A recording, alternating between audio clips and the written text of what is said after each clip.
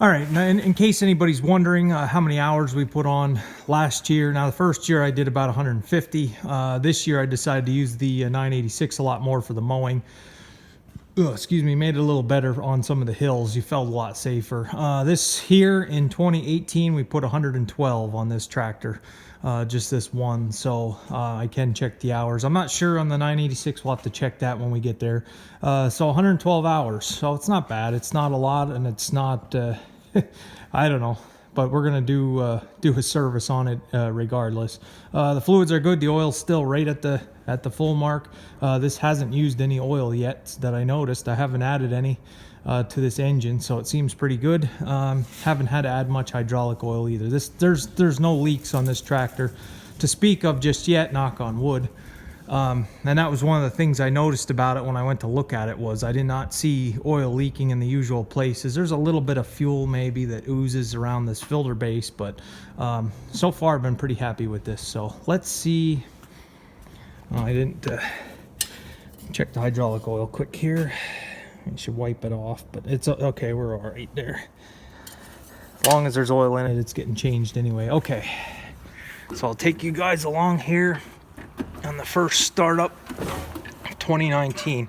And because of sitting over winter, I don't know how well you can see, it's dark. I don't have well, the inside brake is completely gone. The outside one, there's a little there, so if I do drive it anywhere, I just need to pay attention. Both levers are in neutral for sure. Like I say, I don't know if we're gonna have brakes or not. Had to do this last year. These tractors are common if they're sitting for a long period of time without running.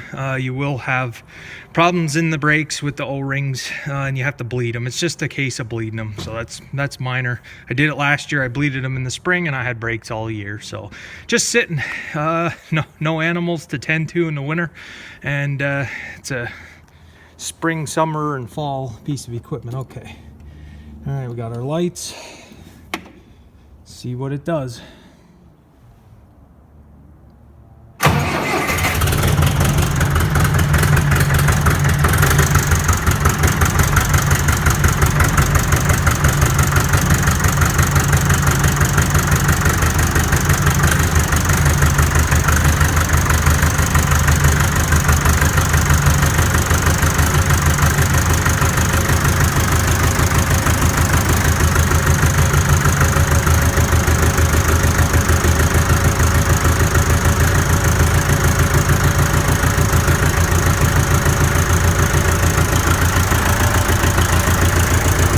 Sounds a little rough, but it, like I say, 4 months of not running, and it's only about 36 today.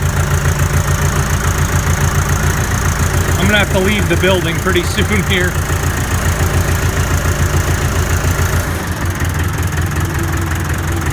Get a little more throttle on here. Just let it warm up a little. Oop. The hand throttle on this I never addressed. It's hard, it goes hard. And I never use it. I never use the hand throttle. It's always the foot throttle. So let's just check everything. Do we have any leaks? I don't see any. Alternator's spinning, so my installation worked there. I don't see any smoke. I mean, electrical smoke. If you've never tasted the air from a noise engine, it's a real treat. I remember at the dealership in the wintertime, we'd have them running indoors, trying to work on them and stuff, different things. And man, your eyes would burn so bad. We'd have to open up, let the cold air in just to get the smoke out of the building, but it didn't take long. Yeah, these are really smelly engines, but all right, so I'm not seeing anything catastrophic.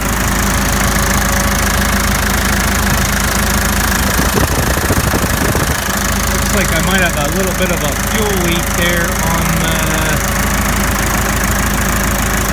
throttle body on the injection pump. Could be from sitting. We'll just let it warm up and use it a little bit. Like I said, it's got to be warm to do the oil change, engine oil change. And I like to get the hydraulic fluid semi-warm All right, so I'm gonna let you guys go. I'll come back with you. I want to get all my stuff together, wrenches and filter wrenches, buckets. I'm actually gonna pull it over to the door so I can see what I'm doing, and we'll get into the 2019 spring service here. All right, so it's running here good 15 minutes. Still not enough to get it hot. I want to take it for a ride. It's starting to snow a little bit.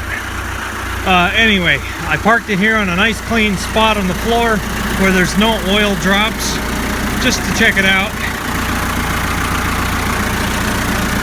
And I don't see anything leaking, so that's good. I moved it to the clutch. That's the other thing I worry about with them sitting for so long. And with this shed sweating so bad is the clutch being getting like a rust coating on it, but no problems there with this tractor so far. And that seems to have stopped. I don't know if it's going to stop altogether or to keep an eye on it. One thing I don't like messing with are injection pumps and seals, but if it's not major, we're going to let it go. So I'll let it run a while yet, take it for a ride. I do have one brake, so that's all you need. All right, we're ready to get some work done here. We will be using Baldwin filters this year for some of the stuff. No special reason or preference other than the fact that they were a few dollars cheaper when I ordered them. The oil will be using Shell Rotella 1540 engine oil. If I can't get Shell's usually my go-to for a lot of this stuff. If I can't get it, or if it's for whatever reason more expensive, I will go with the Case IH 1540. And if I can't get that, I don't know, then we're in trouble. So, all right, filter wrench. And we're ready to go here. My hay customer will be here pretty shortly, so I'll let the oil drain out while we load hay, and maybe have the hydraulic oil draining also while we're loading the hay. Give it about an hour or so to drain out. So everything's warm. Got the temperature gauge to move, took it for a ride. All the controls work from last year. It's a great sign. So let's get into this. All right, guys, we're in the middle of a little bit of a failure here. It is so windy today now. It got real windy and gusty, and it's blowing right in this door. And I had the buckets there, and I had it draining, and it was blowing the oil all over the place. So it's kind of dark in here now. It's cloudy. So as far as filming, it's not going so well, and I'd rather not follow around the camera around with a flashlight. But I'll let you know where I am. I've done this already on YouTube. There are videos of me servicing all the tractors, so I'm not going to rehash it for 2019. I did it in 2018 and a little bit in 17. But we have the engine oil is changed, also the filter. I have to get my whiteout pen to write the hours and the date on. The hydraulic oil is drained out of here. I didn't put the new in yet. We're going to put Hytran in here, but the hydraulic oil is out of it. And a mistake a lot of guys make, and I figured I'd cover this. Get under here. So right there is one of your transmission drain plugs. It's in line with your steps. Draining the oil out of this one section is only going to get about 4 gallon out, and this holds 9. I've seen a lot of guys just drain that plug and that's it. You have to get the rear one, and that is underneath your drawbar. So you have to take the little bolt out and drop your pin and slide your drawbar out the rear. And there's another drain plug, and if you drain that one, you'll get about 4.5. You're never going to get it all out of here.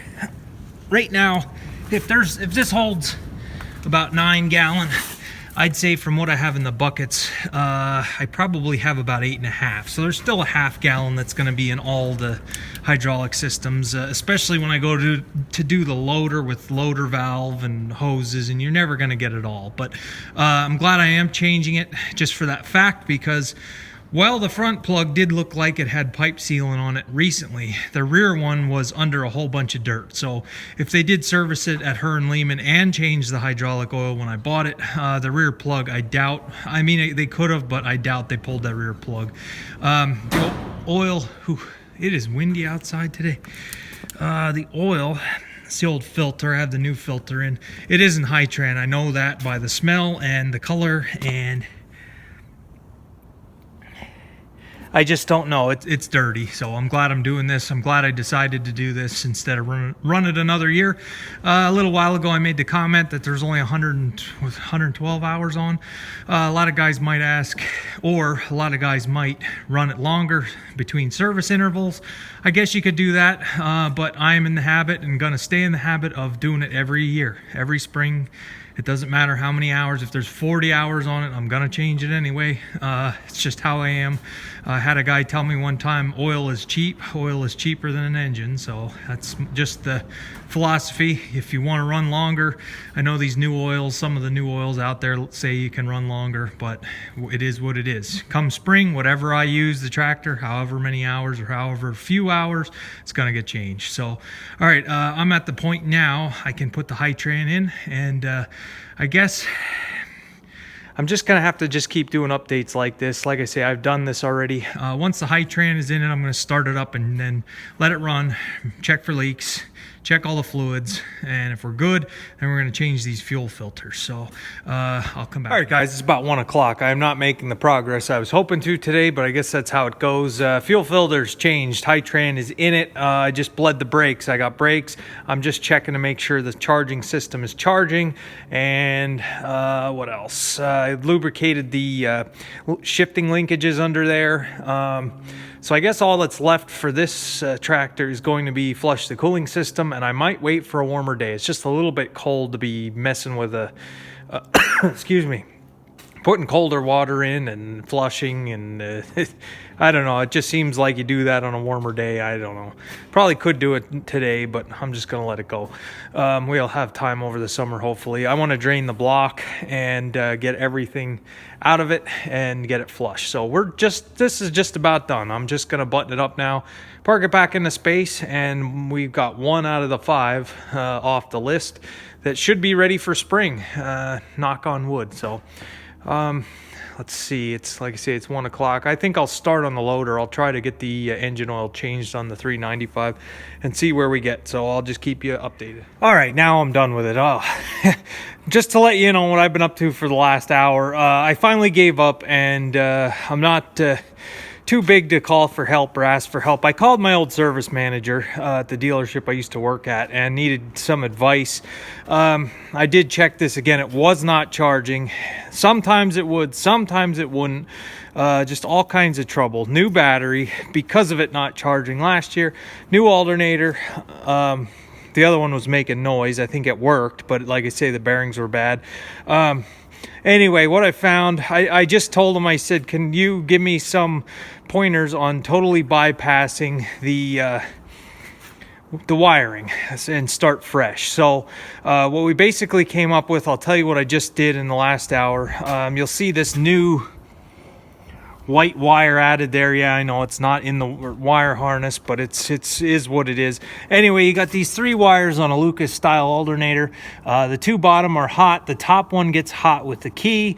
Mine wasn't. Sometimes it was, sometimes it wasn't. You can take your pocket knife here against this little post, and if it's magnetic, you know it's energizing, and this would come and go. So what I did was I went to the accessory on the key, through the key switch.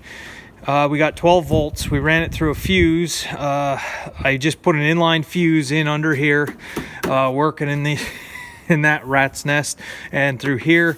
After it went through the fuse, it went to a light. I just cut a light off of here that I didn't need because I couldn't remember. I couldn't find which was the battery one. I had lost it. It's a long story, but I took the air filter indicator and I used that light. We went through that light, and then up front to the post to energize, and that's what gives it the, right now there's 2 lights on. The oil pressure light always did come on, and since I own the tractor, I never remember that light coming on for the battery. So now it does. Now it comes on. It's going to have it run through the light. I said, can I just skip the light? And he said, no, it's better to leave it in because you need a resistance. So we got a light, and I wasn't sure. I forgot to ask him what size fuse. I just tried to go with the middle of the road. Just about all of these in here are a 10 amp. Like I say, there is a chart online to figure out your fuse size that you need, but we'll see how the 10 works. I don't know. Like I say, being that just about all these are 10, I figure I'm safe with 10. So it works now. It charges. It saved my season. Now no more dead batteries, no more running wires, extension cords out of the house with battery chargers to run the foam marker on the sprayer, because that draws a lot of electricity running that little pump over time. And that's what killed my first battery. That's why the side of the tractor here had battery acid running all down. I've got to clean this off and get it sprayed up, and we should be good now. Everything charges. So I didn't run this brand new battery down to nothing. We're good to go. So I'm going to take this for a ride, take it outside, make sure there's nothing smoking or sparking or any issues, drive it around a little bit, make sure I don't have any leaks, and then I'm done. And then I think I wanted to service everything today and I just didn't get there, so we'll see what we have time for. But anyway, thank you guys. I can't tell you how happy I am now that that's done. This has been an ongoing problem since the summer of 2017, and I just it's been almost 10 years since I was a mechanic. So unless you're, holy cow, it's windy. I wasn't lying when I said it was doing this when I was trying to change the oil, and it was blowing the oil. That's why there's oil splatter all over the floor. So I was in the dark working on it. But anyway, okay, I'm gonna take this for a ride. I don't know if I told you, my 2 loads of hay did leave already. So okay, I'll come back with you.